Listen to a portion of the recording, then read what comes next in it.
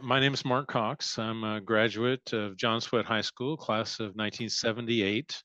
I played varsity basketball in the academic year 76, 77, and 77, 78. And so I played what was called then the center position or the post position. Now it would be called a five. And so, and I think I took up that spot. I shared that spot, my varsity year with Nick Gallardo, and Nick and I had the five spot, and I backed up Leonard Buckley on the 77 team. And so I had a lot of experience during those 2 years that I really enjoyed. Um, when did you start playing basketball, organized basketball, and what drove you to play high school? Because playing on that team with Buckley, you guys were a good team too, Yeah. and you played with some really good players. Yeah, I did. I was really fortunate. And I think that's the whole thing I would say is I'm just really fortunate to be with you guys. I mean, it was just a great experience. It really was. And um, I started basketball. It's kind of interesting that we're doing this thing comparing the 67 guys. As you know, and some may not, but my father taught at John Swett from the year I was born, 1960. He started teaching there. And so it's legendary in our family that he would take me to basketball games and football games as an infant. And so all the way through growing up, I went to John Swett games. And I cannot say that I remember the 67 team. Like, for instance, I don't remember Tom Hunt, but I do remember clearly the 68 team, George, Art, uh, these guys. I remember very clearly. Dwayne Harms, I remember him very clearly. And so, um, so I wish I could remember the 67. I was probably there. But it was too young to remember. What I do, my connection to the 67 team is that when I was five, I do remember Mr. Signer, who was their coach. He gave me a basketball. He took me out on the floor. That's the first time I remember being on the floor at the gym, and he was showing me how to dribble. And I was 5 years old. So I was coached by Mr. Signer too, fellas. And so I started playing. I was in Richmond. We lived in Richmond at the time, and Dad would drive back and forth. And but John Swett basketball was everything to me. The kids at the playground at the elementary school that I went to in Richmond, when we would play on the playground, it was Warriors time, and so kids would say, I'm Nate Thurman, or kids would say, I'm Jerry Lucas, or kids would say, I'm Rick Barry, or whatever, and I would say, I'm Art Cooper, and I'm George Shandelmeyer, and so I really looked up to these guys. I idolized these guys, and so because they were really close to my dad, and so they were around my dad, and so I was around them, and so I was just a snotty little kid, but it was so cool, to be around them. I even went to and after a game one time in 1968. I remember it was 1968. Somebody had a birthday party. One of the girls had a birthday party. It was somewhere in Rodeo, and I went with my dad because they invited my dad, and Art was there. I don't remember if George was there, but I do know that Art was there, and I went around the whole party with George, with Art, and it was just so, it was surreal that this 8-year-old is at this party with these high schoolers, So, but it was just the thing that I did, and so I started when we moved to Crockett. I was in fifth grade. Met Ralph in fifth grade in Mrs. Doyle's class, and Ralph and I started playing basketball at the same on the playground. But then there was an organized little team. Carquinez had that was the first time, and Roger Martin. Do you remember Mr. Martin Hmm. at Carquinez? And so Roger Martin was the coach. We played at Garrettson against the Rodeo guys. And I remember not being very good at all. It was exciting though, running up and down the court, and it was fun. And I played in sixth grade, and I kept growing. I'd get taller, And then in seventh grade, I did not play in seventh grade because I had grown so much. I was the same height then. I've stopped growing in the seventh grade, let me put it that way. And I grew so fast that I developed what's called Osgood-Schlatter disease in the knees. And my knees have plagued me all my life because of that. And so I had to sit out my entire seventh grade season, and I was miserable. I hated it, and because I missed basketball. In fact, I got in trouble. Mr. Lasnabat, do you remember Mr. Lasnabat? And so he saw me playing in a cast on the playground, and he told my dad, and it was not pretty. And so I always had hard feelings towards Mr. Lasnabat after that. But then in eighth grade, I was Mark Eason. Do you remember Mark Eason? Mark Eason and I were chosen to be on the traveling team. And so we were the only guys from Crockett. Everybody else was from Rodeo. Keith was on that team. Paul was on that team. And several really good players were on that team. And then, and Paul mentioned this on a post one time, that he thought that we really got a lot of good experience from being on that team. Hal Steinbach coached that team. And I did get a lot of good experience. But you know what's weird? And I agree with Paul. I do agree that was a good experience for us. But Paul and Keith and I were the only ones from that team that were on the 77, 70, and 78 teams. So by attrition, I was still somewhat tall, and so by attrition, I just kind of went along and kept playing basketball. And I played on the freshman team. Paul went up to Frosh Soph, and Keith, of course, went to varsity. And so I was on the freshman team, and that was coached by Coach Steinbach also, who I really learned a lot from. I really appreciated Coach Steinbach a lot. I wish he'd have stayed. He went to Alcalanes after my freshman year. And so then I went to Frosh Soph, and Terry Oschlager was the coach. And then I went to varsity, and that's where Coach Erickson was the coach. And going backwards now, if I can, when Mr. Signer left after the 68 season, my dad came home and said that Mr. Signer had left. And I was devastated because I was going to play for Coach Signer. That's what I wanted to do. And so he was sad because he really liked Coach Signer. And so it was kind of an upsetting. I remember that night clearly. It was upsetting, and because I followed the 68 team really, really close. And so when he left, and then who's going to be the coach? And so in September comes around, and Coach Erickson comes on the scene, and he's going to be a history teacher. So my dad interviewed him for the social studies department, and my dad loved him because he was from Cal, and he was tall, and he was a basketball guy. Yeah. And so that kind of got Coach Erickson into the mix. And I remember the first game, and man, I tell you, I was in awe of this guy. He was the tallest person I'd ever seen in my life.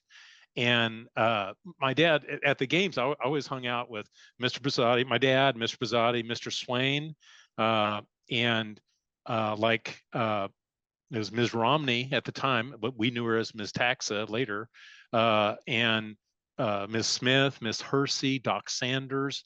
Those are some that left a little bit before we got there. They went to other schools when Mr. Laird left. Mr. Laird was the principal. But so I hung out with the faculty. I was there. I was the little kid, and so after the game, we were all out, but in that hallway there, kind of outside the locker room, down in the where we'd go into the locker room, and we were just hanging out after the game. It was a win. I remember that, and Coach Erickson came out, and I was in awe. Totally in awe of this guy. And so someday I'm going to play for Coach Erickson. And then he stayed a couple of years, and then he left. And I was devastated. Oh no, and I still followed John Swett through those years. Mr. Wilkins, Mr. McAuliffe, uh, coached during those a couple of those seasons, and and then Myron came back, and I was like, oh great. And so I was really excited to play for Coach Erickson, and he was just, you know, we lost track after we left, of course. I really left the scene, and lost track of Coach Erickson, lost track of everybody. And my wife found Keith on Facebook. And so we reconnected maybe about 10 years ago. It's probably a little longer or less than that. And then together, or Keith found Coach Erickson through a guy that he played with at Cal. And so then we've connected with Coach Erickson, and reconnected and talked, and it's been really good, really, really a good experience. And he was very important to me. He was just a real central figure in my life for me personally. And I realize the thing that you wrote, Jeff, I thought was really good. The 4-part series that you wrote, I couldn't agree more with the things that you said in there. I think it was fantastic. And so, but I remember his foot slamming on the floor. Boy, that made a noise and impact like you wouldn't believe, and and he was the kind of guy in my careers.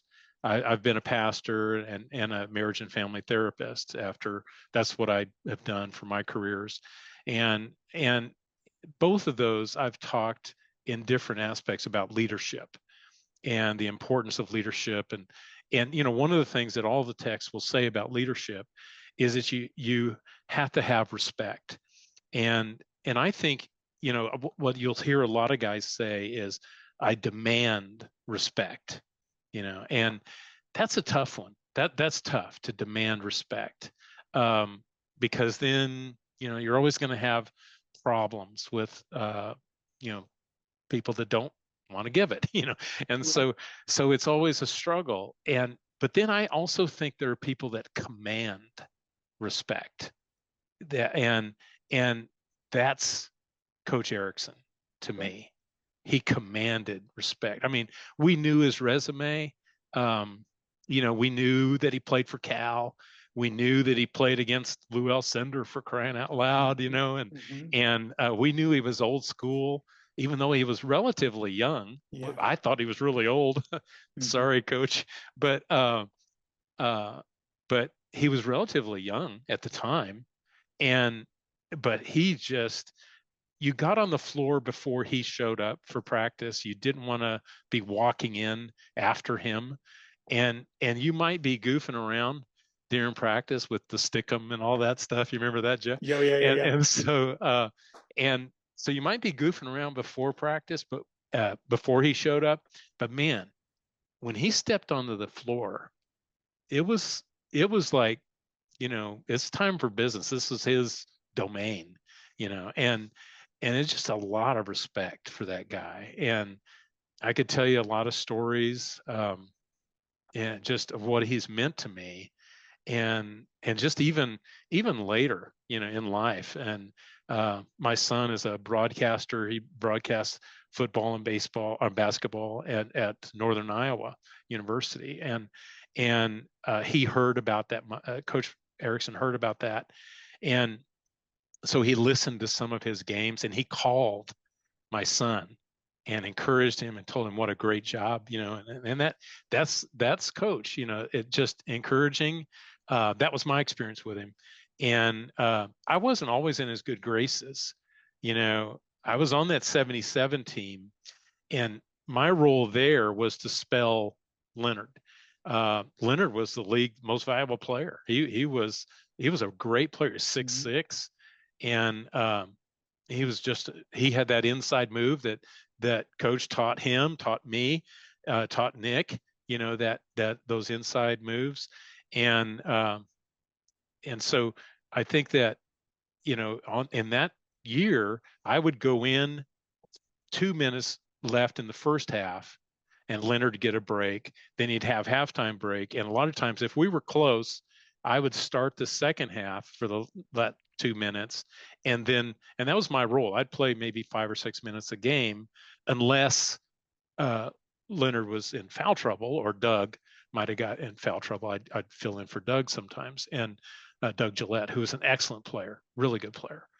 And so that was kind of my role. Well, we had a good team. We did well. And we made the playoffs, and we made the first round of the playoffs was against Ripon Christian in Ripon, and so we got out early, and we had a meal at the Tracy Inn, and I was goofing off. I did not have enough game face on for Coach that day, and he glared at me and didn't say a word, but that glare, he just shoot holes through you, and I knew I was in trouble. So we go through warm-ups, and I'd usually take my top off, because I'm going to go in. I'd leave the pants on, but take the top off. And I started taking it off, and he said, "Leave it on." And I knew I was at the end of the bench, and I didn't play the entire game. And Leonard went the whole way, and I knew I was in the doghouse. The last game of the season, and I was in the doghouse. Oh man, I thought, what a stupid guy I am, And so, yeah, a couple of days went by. We turned in our gear and stuff, for junior season, and my junior season. And so, I saw him, and I said, "Hey, I'm sorry, Coach. I messed up. I'm sorry." And he didn't say much. He said, "Well, we'll get him next year," something like that. And then at the awards banquet, when Leonard got it was actually the league awards banquet when Leonard got the most valuable thing. He said, and Leonard said that Leonard said, "I played a lot of tough guys, and that tried to guard me, this season. But the toughest guy I had to play every day in practice, and that was me." And Myron, agreed, and because Leonard really taught me how to play defense, and so, well, of course, Coach did, but I did it on Leonard, and so I think that helped me, and let me know that there is a next year, and I really had big hopes for the next season, and we all did. I mean, we knew we were losing Leonard, we knew we were losing Doug, Ralph was coming back, Paul was coming back, so as far as the starters went, that, and Keith, of course, was coming back, and so we had 3 starters coming back. We knew I was going to have to step up because I was a lot shorter than Leonard, and Nick came along out of the blue and really helped out. Nick was a great addition, but we had the Jeffs coming, and so we knew we had the Jeffs coming, and you, of course, and Jeff Aroldi, and boy, you guys really helped out, because I mean, that really solidified us, and we were ready for that season. And something that I've told Coach, and I don't know if you remember, Jeff, Keith kind of remembers, which is, I thought Keith remembered everything, and so, because he's got the knowledge, and I can't say enough good about Keith. I just think he's a great guy. I mean, he was an awesome player. We know that, but he's just a great individual too. He's just a good human being. And I really cherish our friendship. And so we had a lot of experiences off the court together. And same with Ralph. I had a lot of experience with Ralph, a lot of fun. And just, Ralph and I both worked for Ray Rogers at the gas station, and that was a lot of fun. Ralph was just we had some good friendships that off the floor too, And anyway, I was, so we knew we were going to be a good team, and early in the season we were lined up on the west baseline, and it was like before we were going to run weaves, right? And boy, we ran a lot of weaves, didn't we? I mean, weave after weave, and so and stairs, and so we were lined up there, and coach was saying, he was warning us. He said, we're going to have a good season. And he was concerned. I think he was concerned about grades, that we'd stay eligible. That was one thing. And then behavior, that we'd stay eligible. Right. And he said, you don't want anything to mess this up. This is going to be a great season. And I remember him saying verbatim, Jeff, and I think this really speaks to what you're doing here in putting this thing together. Because he said, this is going to be the season that you want to tell your kids and grandkids about someday. I can remember him saying that, because I thought, kids, grandkids, I don't care about that. I mean, at the time I had no, but now I'm like, and I've told, when coach called my son, my son called me and said, you'll never guess who I just got a call from. And I said, and he said, Coach Erickson. And I was like, wow. And he said, it was like I was talking like I knew the person, because I had told him so many things about Myron, over the years. And he said, it's like I knew him, and he was excited to talk to him, so it's just things like that's what this season meant to me. I didn't have a lot. I didn't do any athletics after high school. And I played on a men's league in Reading one time in my 30s with Keith Backer. Do you remember Keith Backer? Yeah. And Keith Backer was on the team. He owned a Chuck E. Cheese up there, and we ran into each other up there. I was pastoring up there at the time, and man, I was so, I was in my 30s, and I remember just running up and down the floor, and I would if I got the ball on a rebound or on offense, I would be like, I'm so tired, I don't know what to do with it. It was so different, So basketball ended in Lodi, for me at the section tournament. And so that was the end of that. And it was 47 years ago, Jeff. Man, how can we be that old? I mean, I don't see it. I don't see how we're that old. So So that's a lot of prattling on. I think I probably covered a few questions there, but as far as the 67 team, I can't say that I remember it specifically. Like I said, I do remember the 68 team. And of course, the other thing, Jeff, and this, is we played against these guys, 4 or 5 days a week in the off season. We were gym rats together, and we, if there was an open gym, we were down there, but they were down there too. And I think that helped me personally, because if you are playing against Newell Chandelmeyer, then when you're playing against Maldonado, that's nothing, compared to Newell. I mean, because he's 10 years older, and he's so much stronger, and a force under the basket. And so I remember Keith would square off with George, and that taught him so much. And it was unbelievable, valuable. Leroy was down there. Leroy would come down, remember, and Ralph would play against Leroy a lot. I remember that they would square off, and so playing against those older guys helped us immensely, I think, when we got into league. And they were always supportive of us. They would come to our games. You remember, and Leroy coached with Coach Erickson. Leroy was a great help in that team, and so I think that I don't know. I was trying to think about this, because the question you had about how would we compare to the 67 team. I don't know. I mean, you'd have to take Art. I think Keith would have to take George. Newell was not on the 67 team. I think he was a freshman. And so I don't know who they had in the post. I don't know who I'd have to take, but I'm sure I wouldn't match up well. You and Keith would probably match up. You might hold them at bay, Ralph and Paul would have the guards, which I guess would be Tom Hunt. That'd be pretty tough, because I guess he was an excellent player. And Art and Dominic Angelo. Yeah, and Dom Angelo, yeah. And so, Ralph would have to take one of them. Paul would probably take Tom, because Paul, and I got to stop there. Paul, he was a force. He would, he was quiet.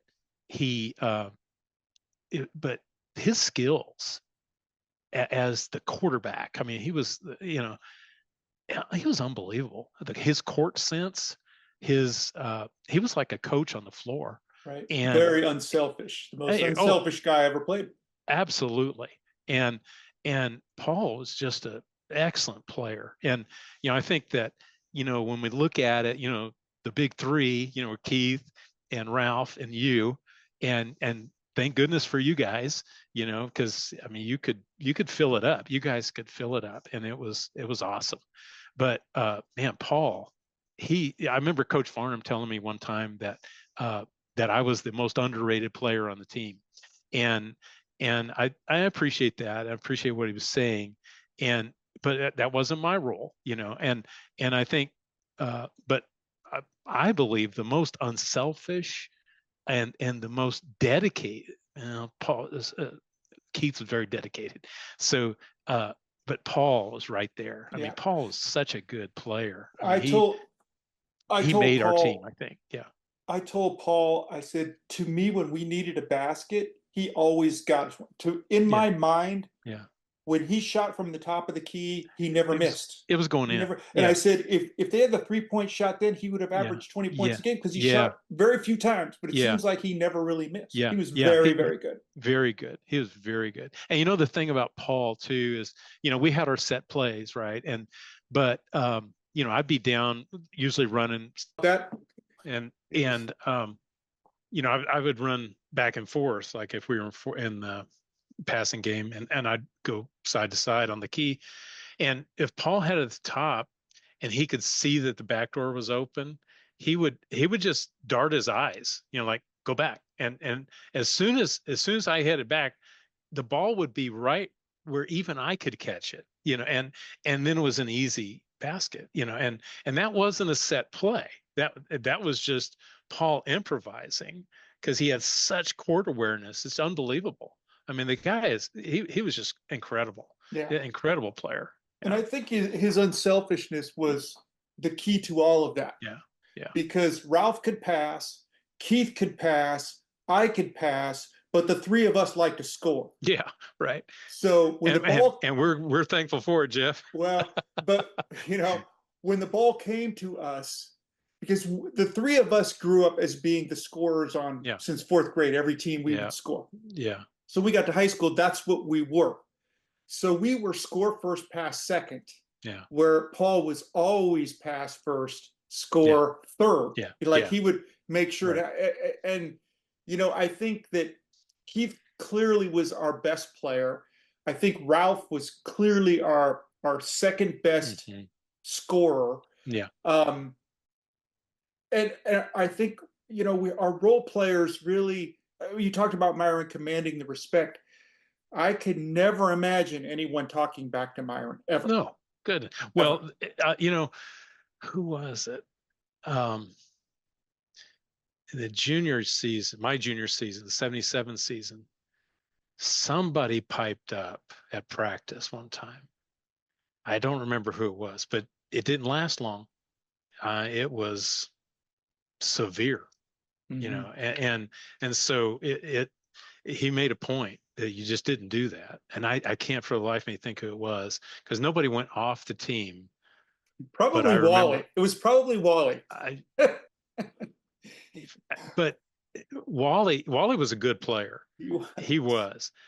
Wally just didn't grasp what was going on a lot, so I don't know if it was defiant or just didn't really grasp, the things that were going on. I don't think it was Wally, but I'd venture a guess, but I'm not going to. So, but I am going to tell a story. You talk about shoot first. I don't know if you remember. I can't remember the game. It was at home. It was close. It was close. Might have been the Benicia game at home, and so it was down to where we were running a center out on the sideline, and we would run, we'd run the center out underneath, but we'd run it on the sideline if we had it, and then the lob pass, usually to Keith, and so that's what was hatched out. That's what Myron had hatched out. And so now we're going to break the huddle, and I don't know if you remember this or not, but um, so Ralph does, coach, if we can't get it to Keith, should I just shoot it? And guess what happened? Yeah, I can guess. Yeah, it was hilarious, and I mean, we just laughed because it was just like, yeah, and he said, yeah, Ralph, shoot it. So, it was hilarious, Didn't man. have to But tell him twice. no, he was ready to go. So, but Ralph, Ralph played. I saw Keith and Ralph play in JC. I would follow them around and see some games. Especially, I was in Modesto at the time, and so the Modesto tournament, all the JCs came to Modesto at that time. You probably played there too, and and so I would see them play. And of course, Keith was Keith, and he was going to play. He played alongside Lester Connor, who went on to the NBA, and so I saw Ralph, and Ralph played really well for Hartnell. Alongside, do you know who Ralph played with at Hartnell? Eddie Sheff from Oh, Benicia. really? Oh, Yeah, that's right. Ralph mentioned that they were yeah, roommates. yeah. And so I was like, man, Eddie Sheff, are you kidding me? Right. And so The enemy. We hated that guy. yeah, I mean, he gave me a black eye. My junior year, he comes flying across the lane. Some reason I was in for Doug, and I had to guard Ed, and that was a mismatch. Benicia should have scored, 100 points, and just taking care of that mismatch. But so I was trying to stay in front of Ed, and he was flying across the lane, and boy, he left-handed. He was another left-hander. And so boom, he throws that right elbow up, and it caught me right under the cheek, and it chipped the cheekbone, and I had a black eye for I don't know how long. But Wow. that's so yeah, it was it was a tough game. And that reminds me of something else. I was, boy, that was great. You sent that clip. I guess it was your dad that filmed that. Yeah, I'm looking for more, but Yeah, that was great, man. That was great. And I showed it to my son and son-in-law, and they played in the 2000s in high school, and so after they got done making fun of our uniforms being so our short shorts, yeah, short shorts. After they got past laughing about that, they made the point that, man, the paint was crowded, and because when they played, they had a 3-pointer, and so today's game, the paint is wide open. Right. Everybody's lining up for the 3-pointer, and so it was crowded in the paint in our day, and you'd come flying through there. You were Clyde the Glide before there was Clyde the Glide. I mean, you'd come gliding in there with that left hand going, and man, you were incredible. And Keith would shoot that jumper, and Ralph had that jumper down, man.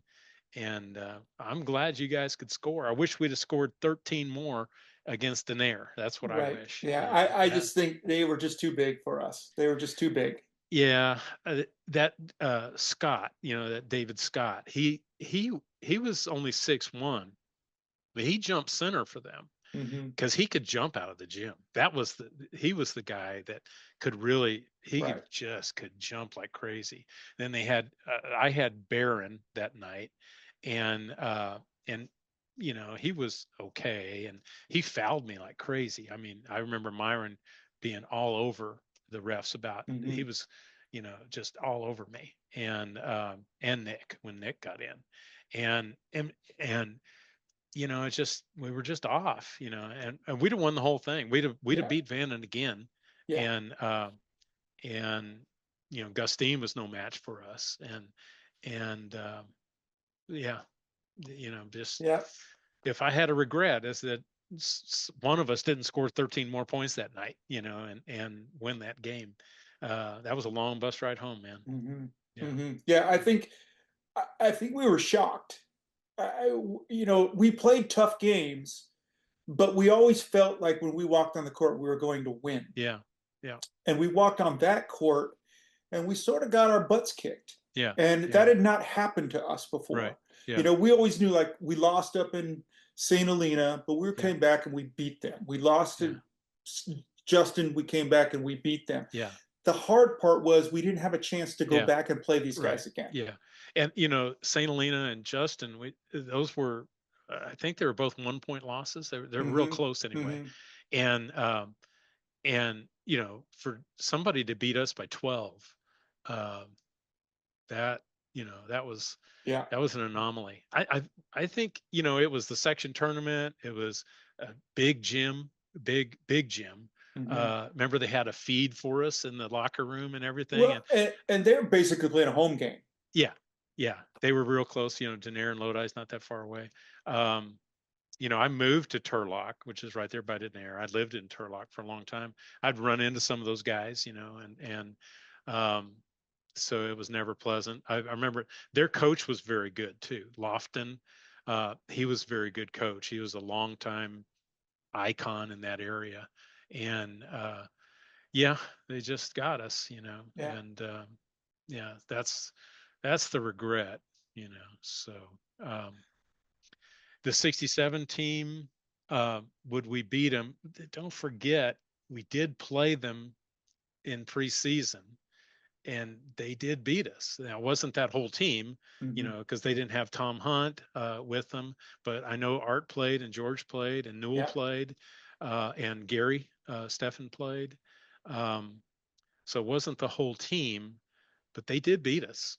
I know I'm not supposed to say that, but Well, they were they were grown men and we were yeah, kids. that's right. Um, Yeah, yeah, Years yeah. later, in '86, which I have the video of, that I just was doing some color correction earlier this morning, we played the varsity team in '86. Oh, So there was like this, it was like a decades team. yeah. So they had Augie Pecorelli from the '40s.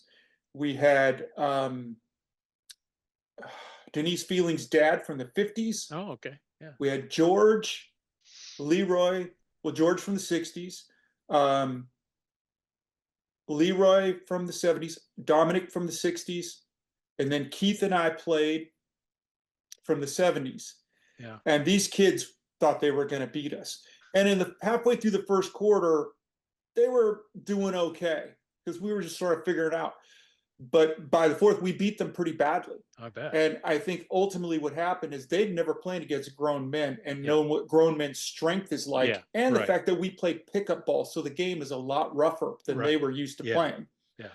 And I think that's one of the things when you mentioned us playing those guys night in and night out, is the '70s was a rougher game. Oh, yeah. And we were prepared for that. One of the quotes that I always remember Myron saying is, nobody comes through the key without getting checked. Yeah. And by checked, he means hit. Hit. So you stood in front of him and you hit the guy. Yeah. So Yeah. nobody could run a straight line through the key. So your son-in-law and son probably didn't have those experiences where there was never a straight line where you weren't going to get pounded. Yeah, right. And it was crowded, and he was, I remember coach was it was Fred Bass. He was the one that he could not stand coming down the lane. If Fred Bass was, I think it might have been the '77 team, but he went into a tirade at one practice. I will not see Bass come down this lane. I will not, unless he's flattened, and it's just, he was serious about that. And he was really tough. Fred Bass was a tough guy. He was. I mean, he was like 5'10", yeah, built like and I think he was a running back or something. I played against him in baseball. I think he ended up getting drafted by somebody. He played at Sac City, and I played against him for a couple years in baseball. He was a really good athlete. Yeah, but he was. When you looked at him, you wouldn't think that was the case. Right. Yeah, but he was. And I think, the ifs and buts, I think a lot of when I think back to that traveling team, and Mark Eason was a tremendous athlete. And he hurt his knee the freshman year in football. And he played that Frost-Soft year, and he had a great year on the Frost-Soft team. Right. But he could not, that knee had a huge brace. I don't know if you remember that. It was a big metal brace. But boy, if we'd had Mark, he was built like Fred Bass. He was the same build. Right. And he was unstoppable. He was a great baseball player. Mark was probably a better baseball player than he was a basketball player. He was a catcher. And he was big, as a freshman, but then he stopped growing. Yeah. Yeah.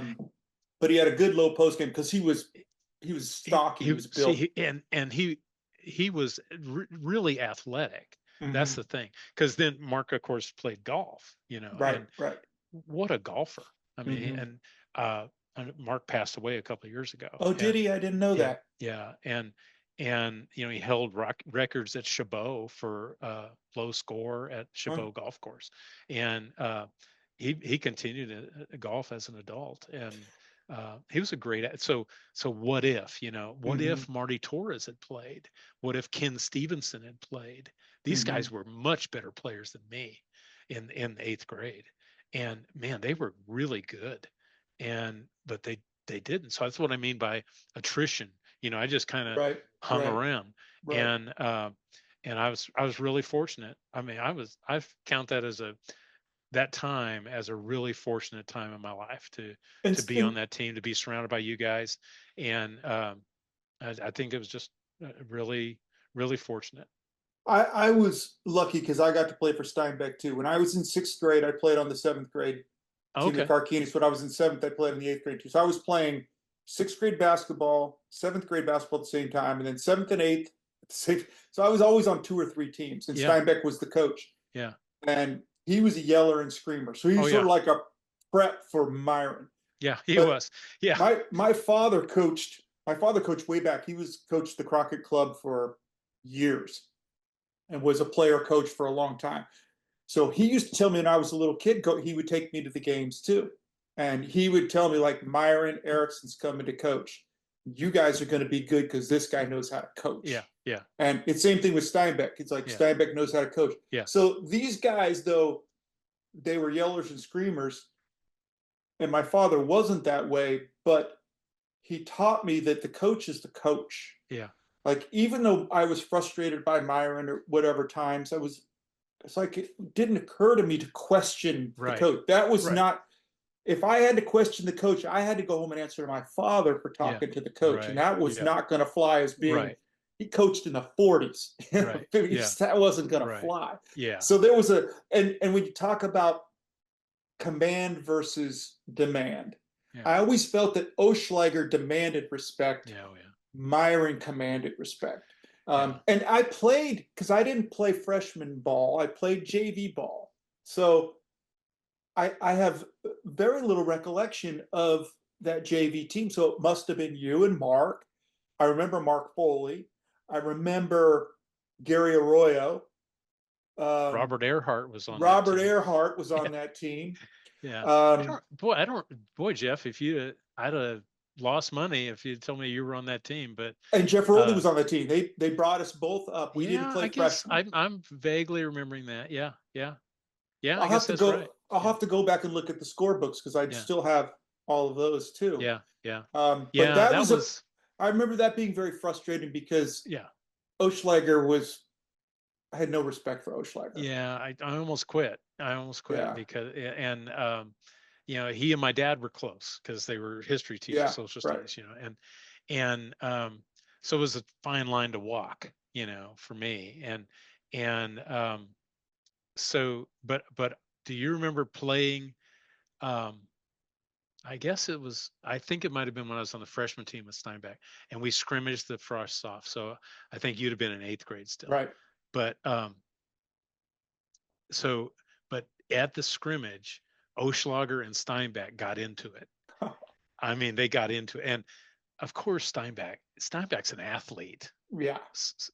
Oschlager's a scholar, if that, right? I mean, and they were just total opposites. And to see these guys get into it, it was hilarious because Steinbeck just, it was dominant, and so it was really funny. But I remember that. Myron pulls me out of class, takes me downstairs this is the time when Myron never talked a lot to me, but I recognized he knew, or at least he thought I could play, and he thought he needed me.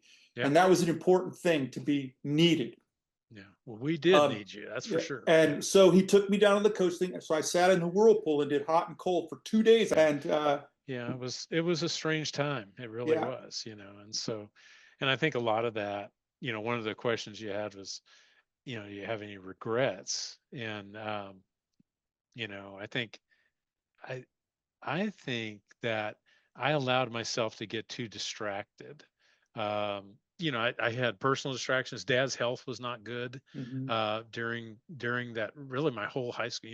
He had a stroke my sophomore year, Mm-hmm. and he missed half of his academic year, and then he came back, but then he was still really sick, and he retired. When you graduated, he retired in Mm-hmm. '79, and then died in '79 Wow.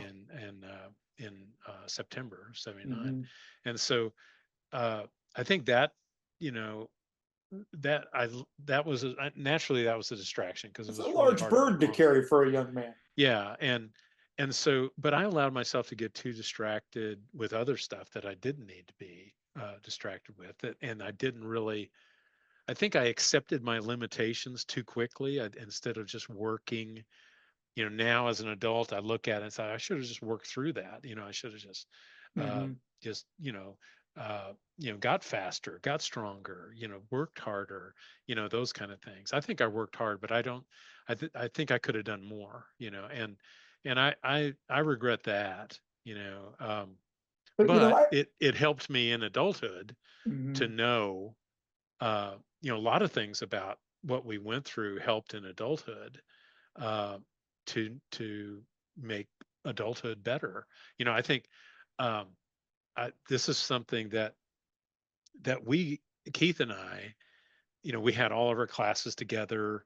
We had everything. We did everything together. It seemed like, and we adopted some mantra that was like a positive affirmation. Neither one of us can remember what it was, which is really a shame. But it was something like it had sure in it, and it was like sure thing, Mm-hmm. and it had a bit of a cynical tone because we could be cynical, and so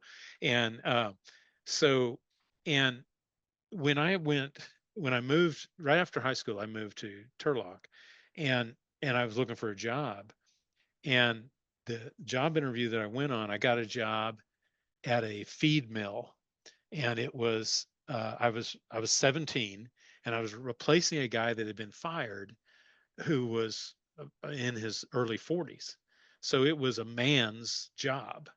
And when I put in my application, I, the boss, the guy that hired me eventually, he looked at me and he said, "You're 17 and you're applying for this job." And he said, "Do you think you can do a man's job like that?" And I said this, whatever this mantra was, the first thing that occurred to me was, so let's say it was, yeah, sure. And I said, so yeah, sure. And so he hired me.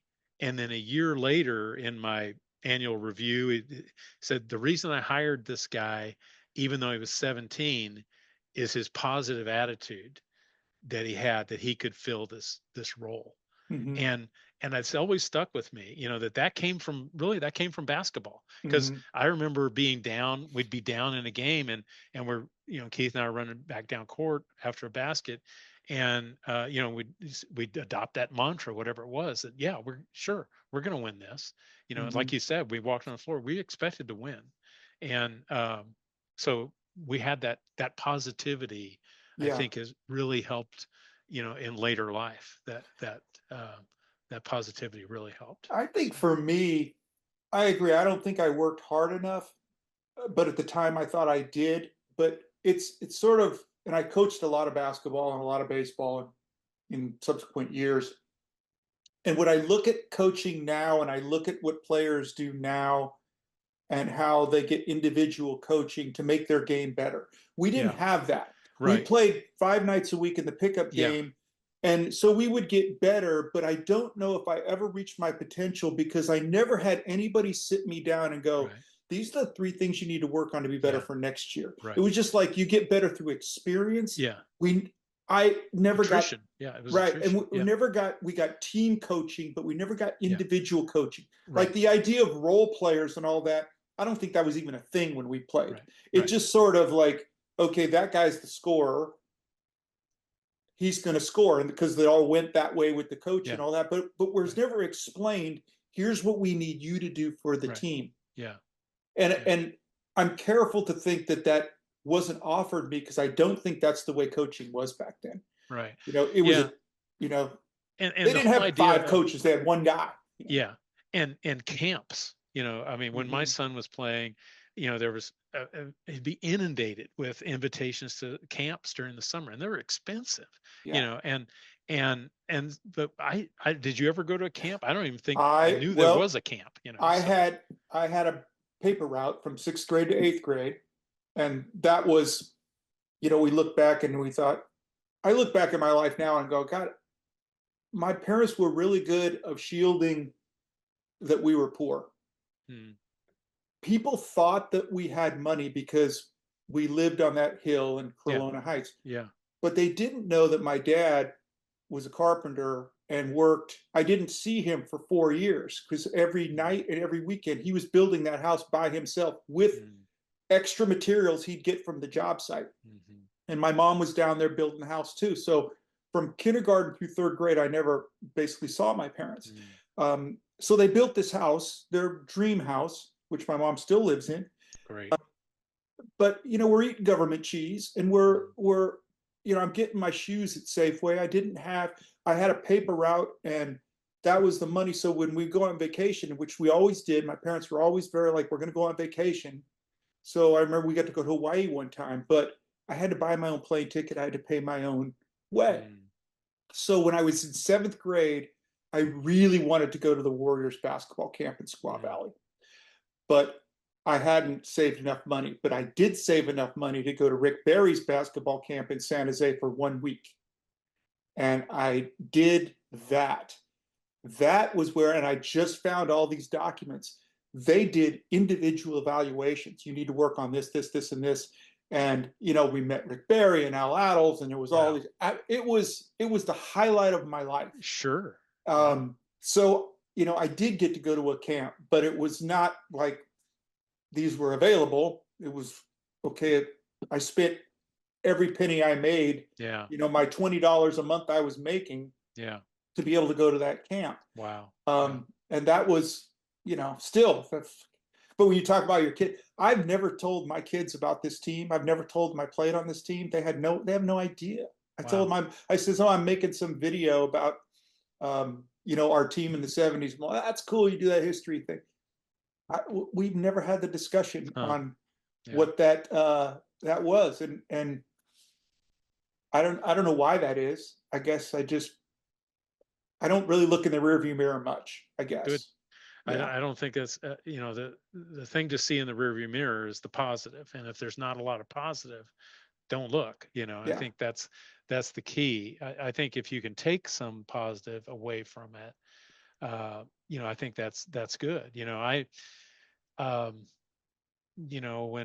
when dad died and mom left the next year, I didn't go back to Crockett. I drove through on the freeway, many times, but I never took my kids back to see the school. Mm-hmm. Um, I went back to Crockett in 22.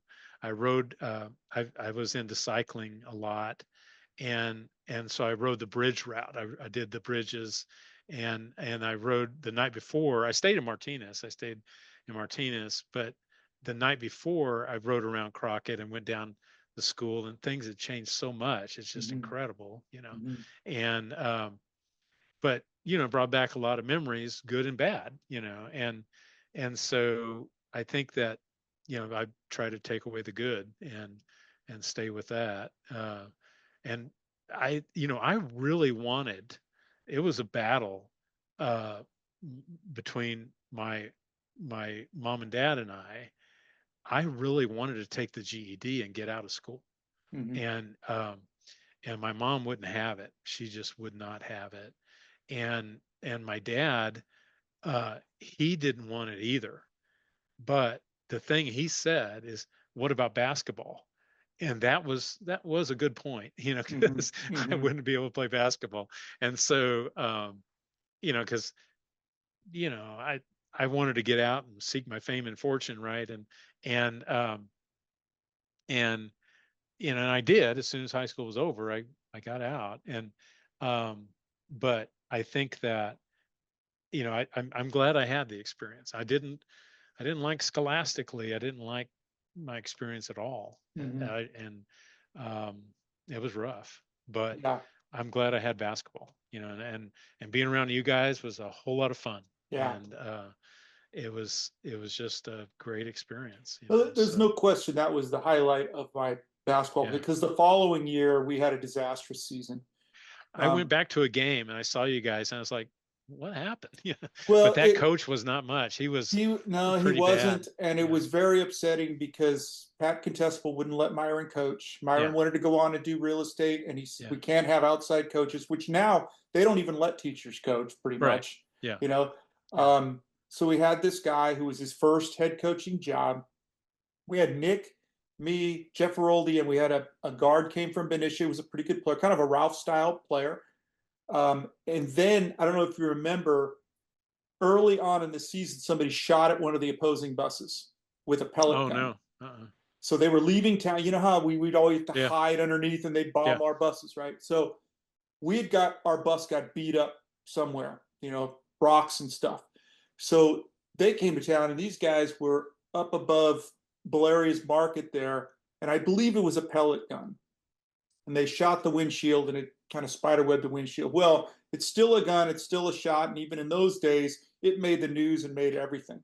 So the league mandated we could play no more home games. So that season, we played 5 home games. Wow. I don't think we played a home league game. Everything was on the road. And then we had this coach that was certainly not Myron. It was kind of a free-for-all. We were basically playing pickup games out there. Nick had an opportunity because Nick was a talented athlete. That was a black hole. You threw it to Nick, he's going to the hole. You threw it to me, I'm going to the hole. Jeff Roll's the only one going to pass the ball. And then we had Mike Schneider's. And Mike was a Paul D'Amelio type, very unselfish, not nearly as skilled, but a good, solid guy. Yeah. Well, he got into it with the coach at some point and then quit mid-season. So we lost our point guard, and I don't even remember who else was on that team. I think we had, Chris Valentini and some other guys, but it was, they weren't basketball players. Right. I don't think I ever saw any of those guys at an open gym or down at the playground or anything, Right. So that season was kind of, we really thought we could score. I remember we lost to Vanden 120-98 before the 3-point shot. Yeah.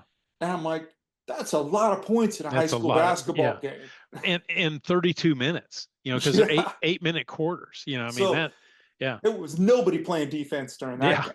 Right. Yeah, it was like an NBA All-Star game. Right. Yeah. But and I can remember Jeff Roldi and I would get to the end of the game and we're like down by 10, and we'd look and go, let's have some fun. So we'd both end up fouling out, and just sort of, it was just, I think our parents were more upset than anyone else because they had all these expectations because we'd done so well. And, you guys were leaving, we were going to step up, and we still had Nick, and we had some talent.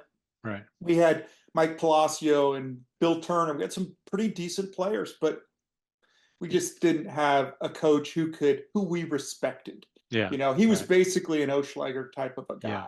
Well, and he was a Vanden guy too. That was the other thing, right? Yeah. I think he went from Vanden. I think he actually then went to Petaluma.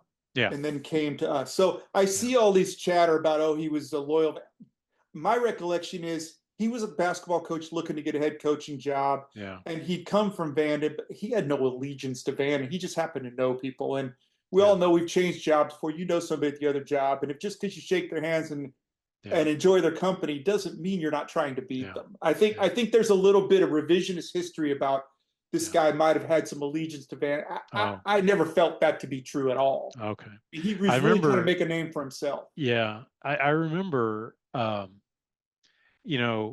Contestable was, and my dad were close because they kind of came up teaching together. And, they would go to Reno and they'd do all kinds of things together back in the day when I was a kid. And when Coach, it was pretty clear that Mr. Contestable didn't want Coach to continue because he thought he had some things about Coach that he didn't like, and my dad went to bat for Coach, and and they had so my dad and Pat had a falling out Mm. over coach, Mm-hmm. and because I was going to be gone, but I wanted coach to stay, and he knew Right. I wanted coach to stay, and my dad thought he had Pat's ear, and he didn't, and he was really upset, and so that was kind of the end for them, and then he retired, Yeah. and so yeah, that was just a Yeah. bad deal all around. Myron And came out okay. He, yeah, he did selling real fine. estate, he came out all right, Yeah. and but yeah, it was sad for you guys because you And guys didn't have him a second year. I know my dad went to bat too because he knew Pat well. Pat's a little bit younger than my dad, but Pat Yeah, played for my dad at Crockett Club and through a men's leagues. I mean, they knew each other yeah, very well, and I know a lot of people had that experience, but they yeah, couldn't sway him. And yeah, he was the boss, and that's his right. He did what yeah, he had to do, and right, again, I look back all these years of what could have been true, but would my life be any different today had it been different? right, No, I mean, yeah, Jeff and I, we didn't play on a great team our senior year, but we did have a heck of a lot of fun that year. good, good, Because it yeah, was like, it yeah, was all right. So if we're not going to win, we're going to have some fun. And when I yeah, look back at the record, I think we were 12-14. We weren't yeah, terrible, right, yeah. but Yeah, but yeah, you guys had a lot of talent, that's for yeah, sure. Yeah, so yeah. and that's one thing I haven't touched on is losing Jeff Aroldi in the season. Yes. Yeah. Oh, I hated, I got to tell you, maybe we should stop recording here, but I hate soccer to this day. I just hate soccer, and it's because of Jeff's leg, and so I remember hearing that and feeling gut punched, Yeah. uh, and I couldn't believe it, and that was a terrible blow that It season, was. but we came above because the game that stands out is the Benicia game there. I don't know how we won that game. I still don't. Keith has broken it all down. I don't know if you saw he I broke did. that whole thing down. It's just like compulsive. I said, you are OCD, man. Yeah. And I Jeff Aroldi was a beast on rebounding in that game. I mean, unbelievable. And that's how